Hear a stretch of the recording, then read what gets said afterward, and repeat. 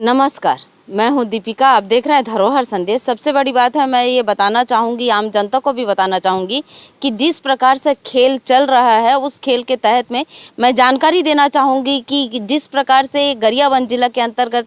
श्रम विभाग है, श्रम विभाग में कई ऐसे भ्रष्टाचार के खुलासा होने के बावजूद भी आज रुकने का नाम मामला है। मेरा ये कार्ड है और अभी ये नवीनीकरण भी हो चुका है। सुरक्षा उपकरण योजना के संबंध में मुझे 2020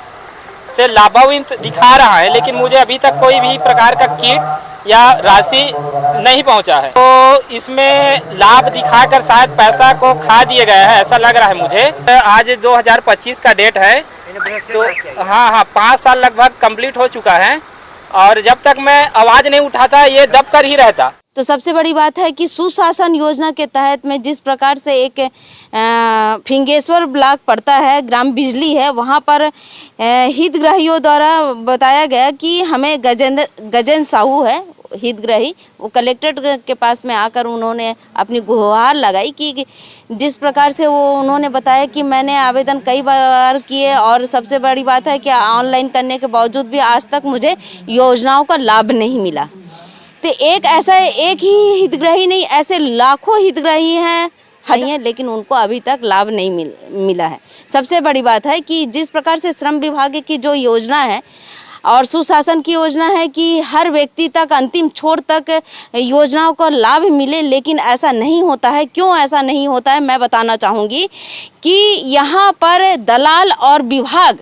के पदाधिकारी हैं और जो अधिकारी और पदाधिकारी कर्मचारी सभी मिलकर जिस प्रकार से भ्रष्टाचार कर रहे हैं वो आज का नहीं, कई बार ऐसा कर चुके हैं, लेकिन इसके बावजूद भी उस पर अभी तक अंकुश नहीं लगे हैं और ना ऐसे अधिकारियों पर कड़ी कार्रवाई हुई है, ना उस ऐसे अधिकारियों पर किसी प्रकार से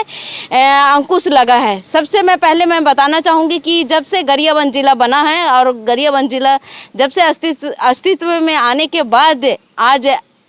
13 साल में आज भी श्रम विभाग जैसे के वैसे ही है, क्योंकि दलाल सक्रिय हैं और दलाल सक्रिय होने के साथ साथ यहाँ पर देखिए कि पहले भी ऐसा हुआ था जब 2012 में गरियाबंद जिला बना, उसके बाद में राजपूत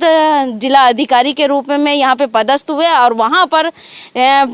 सबसे पहला भ्रष्टाचार वहीं से शुरू हुआ जब दलाल ऐसे सक्रिय हुए कि गांव-गांव में जाकर वहाँ पे 300 रुपये लेते थे और 300 रुपये लेकर कार्ड बनाते थे और अधिकारी कर्मचारी को वो 100 रुपये रखते थे, 200 रुपये अधिकारी कर्मचारी को दिया जाता था। इस प्रकार से आज से नहीं, कई ऐसे वर्षों से चलते आ रहा है। फिर इसके बाद में देखिए मैं बताना चाहूँगी कि देवेंद्र पात्रे मौजूद हुए और उन्होंने कई बार ऐसा हुआ कि उनके उस पर शिकायत होने के बावजूद भी आज उपरांत तक उन पर भी कार्रवाई नहीं हुई और यहाँ से चले गए। ऐसा नहीं, कई ऐसे मामले हैं जिन्होंने उनका ऐसा भी था कि अगर कोई पत्रकार उस पर समाचार बनाते तो उन पर कार्रवाई के लिए शिकायत करते और शिकायत करने के बाद में वो मानहानि के लिए न्यायालय में दिए हैं। तो न्यायालय में भी विचाराधीन है। एक ऐसा व्यक्ति है जो छूरक है और उन्होंने बाकायदा हरी भूमि और बहुत सारे ऐसे पेपरों में बाकायदा प्रकाशन करते गए कि यहाँ पे श्रम विभाग में जिस प्रकार से खेल चल रहा है, श्रम विभाग के जिस प्रकार से दलाल सक्रिय हैं, श्रम विभाग के अधिकारी उस पर लिप्त हैं, संलिप्त हैं, सभी तरीके से दिखाने के बाद जबकि प्रकाशन समाचार होने के बाद में उसके बाद में इस प्रकार से किया गया। और ऐसे है कि कई ऐसे पत्रकारों पर भी कार्रवाई शिकायत की है और शिकायत करने के बाद में न्यायालय में चला और न्यायालय में दोष मुक्त पाया गया और विभागों को कड़ी चेतावनी देते हुए उन्हें कहा गया कि अपने विभागों को सुधारो। इस प्रकार से डीएन पात्र के लिए किया गया था। और सबसे बड़ी बात है कि अभी अधिकारी जो पहुंचे हैं मींस हैं, लेकिन अधिकारी बदलते गए, लेकिन अभी भी जो विभाग है अपनी सक्रियता उसी प्रकार से है, दलालों के साथ मिलकर और बाकायदा मजदूरों को जिस प्रकार से छला जाता है। और सबसे बड़ी बात है, मैं कहना चाहूँगी कि ये जो श्रम विभाग है मजदूरों के लिए है और उसी मजदूरों को किस प्रकार से छला जाता है, उसी मजदूरों के साथ में किस प्रकार से धोखाधड़ी किया जाता है, मजदूरों के साथ में जिस प्रकार से धोखाधड़ी के साथ साथ उन्हें उनसे रकम वसूला जाता है। मैं ये बताना चाहूँगी कि गरियाबंद जिला में एक साहू है, उन्होंने बाकायदा यहाँ से गरियाबंद जिला से के पास में एक ग्राम पंचायत है। ग्राम पंचायत में बकायदा नोनी योजना के अंतर्गत में जिस प्रकार से वो दोनों बच्चियों के लिए पेमेंट आया हुआ था, उनके खाते में आया हुआ था, लेकिन इनका किस प्रकार से है सबसे मैं पहले बताना चाहूँगी। और ये किस प्रकार से हुआ है, सबसे पहले जब ऑनलाइन आवेदन किया जाता है तो देखिए, सबसे पहले तो ऑनलाइन जब आवेदन होता है तभी से यहाँ धोखाधड़ी और बिल्कुल बाकायदा भ्रष्टाचार यहीं से शुरू। विभाग के कर्मचारी भी बता देते हैं, अधिकारी कर्मचारी द्वारा बता दिया जाता है, अपने दलालों को लिस्ट दे दिया जाता है कि भाई ये व्यक्ति ने आवेदन किया है, और बाकायदा उसमें मोबाइल नंबर, यानी कि जो भी हितग्राही आवेदन करते हैं तो उसमें मोबाइल नंबर के साथ साथ आधार कार्ड, सभी तरीके से दस्तावेज के साथ में उन्होंने फॉर्म भरते हैं। फॉर्म भरने के बाद में लिस्ट को बिल्कुल दलाल को दे दिया जाता है, श्रम विभाग के कर्मचारी अधिकारी द्वारा, और वो जो दलाल है वो घर घर पहुंचते हैं। अब घर घर पहुंचते हैं और बोलते हैं कि भाई आपको योजना का अगर लाभ लेना है तो हमें इतना 1000 रुपये दीजिए, कहीं 5000, 10,000, यानी कि लाखों का जो योजना है उसमें 20,000, 30,000, 35,000, 50,000 इस तरीके से भी लिया जाता है, 50-50 भी लिया जाता है। जैसे किसी को मृत्यु हो जाने के बाद में उनको देना है तो उस पर भी जिस प्रकार से है तो 50-50 भी किया जाता है कि भैया आपको लाभ लेना है तो हमें 50-50 दिया जाए। नोनी संरक्षण योजना में बिल्कुल फिक्स है, उसमें उन्हें जो 20,000 दिया जाता है, बिल्कुल बाकायदा 5,000 लिया जाता है। तो दलाल देखिए किस प्रकार से सक्रिय है। और मैं बताना चाहूँगी कि ये दलाल एक ऐसा दलाल है जो गरियाबंद जिला के अंतर्गत में है। कभी वो मजदूर नेता बन जाते हैं, कभी पत्रकार बन जाते हैं, कभी नेता बन के जिस प्रकार से काम करते हैं वो, चाहे वो किसी भी दल के नेता हैं, और मैं ऐसे बन के वो जाके गांव में पहुंचते हैं और हितग्राही के पास में जाते हैं और उनका बिल्कुल बाकायदा बैंक अकाउंट भी अपने कब्जे में ले लेते हैं। देखिए इतना ही नहीं, बैंक अकाउंट भी अपने कब्जे में लेकर और जब आ जाते हैं तो ये समझ सकते हैं कि जब हितग्राही के बैंक अकाउंट में जब पेमेंट पहुंच जाता है तो उनके द्वारा चाहे एटीएम के माध्यम से चाहे किसी भी माध्यम से वो पेमेंट को ले लेते हैं, फिर उसके बाद में बैंक खाता देते हैं। तो ये मैं बताना भी चाहूँगी कि ये मामला जो है कुसुमबुड़ा का मामला है और ये यहाँ पर है, और मैं पूरी तरीके से इसमें बताऊँगी तो दलाल एकदम से सक्रिय हो जाएंगे। ये इस प्रकार से विभाग और दलाल के द्वारा किया जाता है। और दूसरी बात है, मैं ये बताना चाहूँगी और ये मैं कलेक्टर महोदय से भी कहूँगी कि इस प्रकार से जो श्रम विभाग में खेल चल रहा है उस पर बंद होना चाहिए, बंदिश लगना चाहिए, क्योंकि जो सक्रिय दलाल हैं वैसे फिंगेश्वर ब्लॉक में भी इसी प्रकार से हैं, छुरा ब्लॉक में भी हैं और गरियाबंद जिला के अंतर्गत में मौजूद है। तो ये समझ सकते हैं जब गरियाबंद जिला के अंतर्गत में खुलेआम हितग्राहियों का खाता अपने कब्जे में रख लेते हैं और जिस प्रकार से खेल कर रहे हैं, ये धोखाधड़ी जो किया जाता है, तो ऐसे व्यक्तियों पर मैं आम व्यक्ति में मेरे समाचार को जो देख रहे हैं और आपके साथ अगर ऐसा हुआ है तो बिल्कुल आइए और थाने में आके इनकी शिकायत कीजिए और शिकायत के तहत में इन्हें जेल भेजिए, क्योंकि ये आपका हक है कि जो शासन प्रशासन आपको ये देख के दे रही है कि आप मजदूर हैं और इस वर्ग के हैं जिस पर आपका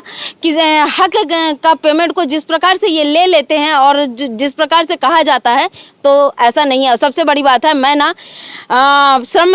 अधिकारी के पास में गई हुई थी कि सर ये बताइए कि दलाल द्वारा जिस प्रकार से किया जा रहा है इस पर अंकुश लगाने के लिए एक समाचार आप जनहित में दीजिए कि कम से कम जो लेबर कैटेगरी के व्यक्ति हैं और जिनको योजना को लाभ देना है वो आपके पास में पहुंचे और आप उनको पूरी जानकारी दीजिए। लेकिन उनके द्वारा कहा गया कि ऐसा मैं समाचार नहीं चलाना चाहता हूं, क्योंकि मैं कई बार ऐसा दे चुका हूं, लेकिन किसी अखबार में तो ऐसा नहीं आया है, वो हकीकत है। लेकिन श्रम अधिकारी भी नहीं चाहते हैं कि इनका जो पर्दाफाश हो और इनके पास में पहुंचे, क्योंकि अगर वो ऑफिस तक अगर हितग्राही अगर पहुंच जाते हैं तो उन्हें निःशुल्क उस योजना के तहत में उनको लाभ देना पड़ेगा। लेकिन इस कारण से उन्होंने समाचार बनाना भी लाजमी नहीं समझा। और सबसे बड़ी बात है कि जिस प्रकार से दलाल और इंस्पेक्टर, इसमें सबसे अहम भूमिका जो है इंस्पेक्टर है। जो श्रम इंस्पेक्टर होते हैं वो जो ऑनलाइन से उनके इस पे आता है। और ये समझ लीजिए कि देखिए दलाली किस प्रकार से है कि ऑनलाइन जब अगर किया जाता है तो क्रम के अनुसार उस हितग्राहियों को लाभ देना चाहिए था ना, नहीं मिलता है। सुशासन योजना के तहत में खरखरा भी मैं बताई हूँ। और यहाँ तक कि सुशासन योजना के तहत में फिंगेश्वर में जिस प्रकार से कलेक्टर के पास में पहुँचे हैं, ये हकीकत है। और हकीकत होने के बाद में भी देखिए उस पर कार्रवाई होने के बजाय ऐसे अधिकारी कर्मचारियों पर कार्रवाई नहीं होनी चाहिए। मेरे समाचार को देखते हुए मैं आम जनता से कहूँगी कि ऐसे अधिकारियों पर क्या कार्रवाई होनी चाहिए, आप कमेंट में बिल्कुल बाकायदा बताइए और किस प्रकार से होनी चाहिए। और देखिए कि जो यहाँ पे दलाल सक्रिय हैं, दलाल सक्रिय होने के साथ साथ यहाँ पर देखिए विभाग को कई बार समाचारों के माध्यम से बताया गया है कि दलाल सक्रिय है और इस पर कड़ी कार्रवाई होनी चाहिए। लेकिन ऐसा नहीं कर रहे हैं। क्यों नहीं कर रहे हैं? क्योंकि इनका जेब खाली हो जाएगा। जेब भरने के लिए जिस प्रकार से अधिकारी कर्मचारी और माननीय महोदय विष्णुदेव साय जी से मैं कहूँगी कि जिस प्रकार से ये आपके सुशासन योजना के अंतर्गत में जिस प्रकार से श्रम विभाग आपकी योजनाओं को विफल करते हुए आपके जो छवि को धूमिल कर रहे हैं। आपकी योजना तो बहुत अच्छी है कि कम से कम अंतिम छोर तक, अंतिम व्यक्ति तक पहुंचना चाहिए योजना को। लेकिन यहाँ पे विभाग में जो बैठे हुए हैं, ऐसे विभागीय अधिकारी पर कड़ी कार्रवाई होनी चाहिए। पहले जो नहीं बोलना चाहिए, जब पहले मंत्री आते थे तो ऐसा रहता था कि कई ऐसे अधिकारी कर्मचारियों को डांट लगाया जाता था और कर्मचारियों को सस्पेंड किया जाता था। पहले जब बीजेपी के मंत्री आया करती थी, जो रमशीला साहू जी थी, बिंद्रानवागढ़ में भी ऐसा आई हैं और कई ऐसे जगह आई हैं, तो ये समझ सकते थे कि पहले अधिकारी थर थर कांपते थे। क्यों कांपते थे? कि उनकी गलतियों को जब अगर सामने उजागर होता था तो उस पर कड़ी कार्रवाई करते हुए जिला अधिकारियों को भी सस्पेंड किया जाता था। ऐसा नहीं इंजीनियर को सस्पेंड किए, कई बार ऐसा बहुत सारे टीचरों को सस्पेंड किए हैं, जिला अधिकारियों को सस्पेंड किए। लेकिन अभी ऐसा किसी प्रकार से नहीं होता है। तो इस पर कड़ी कार्रवाई होनी चाहिए। ऐसे अगर आप लोगों को समाचार के माध्यम से अगर सूचना मिलता है तो बिल्कुल बाकायदा उस सूचना के तहत में ऐसे कर्मचारी अधिकारियों पर कड़ी अगर कार्रवाई करेंगे तभी सुशासन योजना को जो आप ये चला रहे हैं वो सफलता होगा, प्राप्त होगा। अगर आपको किसी प्रकार से अगर सुशासन योजना के तहत में आपके सुशासन चलाना है, आपके जो जितनी भी योजना है नियमित रूप से और नियमित रूप से अच्छे से चले, सुचारू रूप से चले, तो ऐसे कर्मचारियों पर ठोस कदम उठाना चाहिए। अगर आप जब तक ठोस कदम नहीं उठाएंगे तब तक आपका सुशासन जो चला रहे हैं ये विफल है। क्योंकि आपकी जो योजना है अंतिम छोर तक पहुंचने के बजाय इन लोग अपने सीमित रख लेते हैं योजनाओं को और किसी प्रकार से कार्रवाई नहीं करते हैं। मैं कलेक्टर महोदय से भी कहूंगी कि ऐसे अधिकारियों पर कड़ी कार्रवाई करते हुए उनके सर्विस बुक में भी लिखना चाहिए कि जिस प्रकार से ये किया जाता है। और सबसे बड़ी बात है श्रम विभाग का जो मैं कहूंगी कि अगर हितग्राही अगर आके यहाँ पर क्यों नहीं शिकायत करते हैं, सबसे मैं ये कहूंगी क्योंकि यहाँ पर जब DN पात्र थे, देवेंद्र पात्र थे, तो उनका दहशत इतना था कि अगर मान लीजिए कि किसी प्रकार से अगर शिकायत अगर मिलते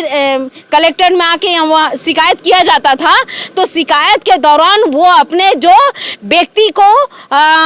बोलते थे कि हमने जांच टीम बनाए हैं। तो ये बताइए, जांच टीम उस रात 8 बजे उनके घर में जाती थी और जांच टीम द्वारा जिस प्रकार से हितग्राहियों को डांटा जाता था, उनको हितग्राही को चमकाया जाता था, हितग्राहियों को टेंशन दिया जाता था, यानी कि पूरी तरीके से उन्हें डरा धमका के जिस प्रकार से किया जाता था, ये आज भी है। इसलिए हितग्राही यहाँ पर आके शिकायत नहीं करते हैं। शिकायत करने से उनके लिए और भी कई ऐसे दरवाजे बंद हो जाते हैं, बहुत सारे ऐसे परेशानियों को सामना करना पड़ता है। इसके कारण हितग्राही कलेक्ट्रेट में आके शिकायत नहीं करते हैं, लेकिन समाचार के माध्यम से जिस प्रकार से जो भी व्यक्ति ऐसे कर रहे हैं उस पर कड़ी कार्रवाई होनी चाहिए। जिस प्रकार कुसुमपुरा में भी इस प्रकार से हुआ, खरखरा में भी है और फिंगेश्वर ब्लॉक में भी जिस प्रकार से है, ऐसा नहीं है, एक नहीं, गरियाबंद जिला के अंतर्गत में सबसे बड़ी बात है कि अगर शिकायत आपके में पहुंचता है, श्रम विभाग की शिकायत है, तो जांच टीम अदर विभाग से होनी चाहिए, ना कि उसी विभाग की जांच टीम लिपापोती करके बस खत्म कर देते हैं। इस प्रकार से है तो सबसे ये है कि भ्रष्टाचार कहाँ से कम होगा।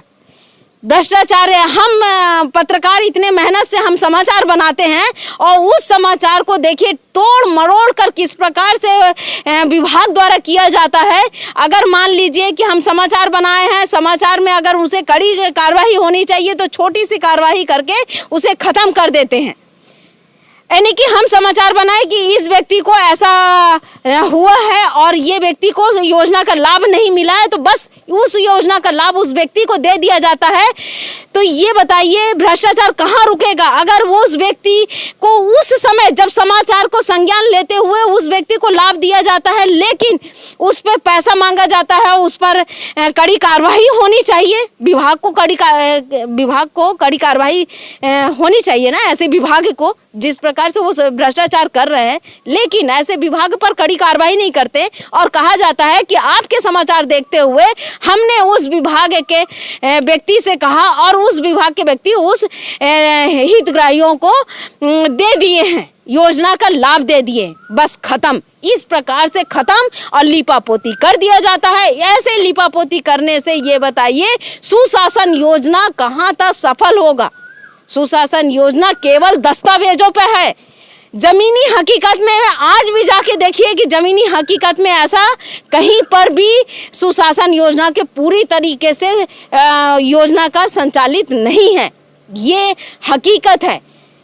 और मेरे समाचार को देखकर आप लोग कमेंट करिए, आप किस क्षेत्र से देख रहे हैं वो भी आप बताइए, और ऐसे अगर आपके क्षेत्र में किसी प्रकार से हो रहा है तो उसे भी बताइए और अपने उच्च अधिकारियों को बताइए और वहाँ के कलेक्टर को बताइए और सीएम से भी आप अपील करिए, आवेदन करिए, क्योंकि यहाँ पर एक जगह पे भी आवेदन देने से नहीं होगा। कम से कम आप सीएम तक आवाज़ नहीं उठाएंगे तब तक किसी भी आपकी योजना है, चाहे आपके जो योजना के लाभ है वो योजना का लाभ नहीं मिल सकता है। मैं हूँ दीपिका, आप देख रहे हैं धरोहर संदेश। फिंगेश्वर ब्लॉक से जिन्होंने शिकायत किया था गजेंद्र साहू हैं, उनका भी आप बाइट देखिएगा कि किस प्रकार से चल रहा, और यहाँ के श्रम अधिकारी के देखिए कि बेतुकी बातों को जिस प्रकार से वो कहे हैं और बाइट दिए हैं, वो भी आप समाचार के माध्यम से देखिएगा। कहना चाहूंगा उस समय जो पोर्टल में व्यवस्था थी, मतलब ऑनलाइन सुविधा में जो व्यवस्था थी उसमें ये था कि मतलब जितने भी हितग्राही अगर उनके दस्तावेज या तो आवेदन की जानकारी सही है, पात्र है, तो उनको सबसे पहले लाभान्वित किया जाना होता था पोर्टल के माध्यम से। उसके बाद हमारे विभाग या तो कार्यालय, जितने भी जिला कार्यालय, उनके माध्यम से एक मांग पत्र भेजा जाता था, मतलब हमारे जिले में इतने हितग्राही पात्र है, उनके अनुरूप में बजट की आवश्यकता है। लेकिन बात यह हो गई कि उस समय ना बजट मिल पाया, ना सामग्री मिल पाई, और उसके बाद बहुत लंबा समय बीतने के बाद कोई नया दिशा निर्देश नहीं आया। 2025 में इसका समाधान नहीं हो पाया। अभी तो वर्तमान में अभी जैसा दिशा निर्देश आता है, क्योंकि ये पुराना प्रकरण हो गया है।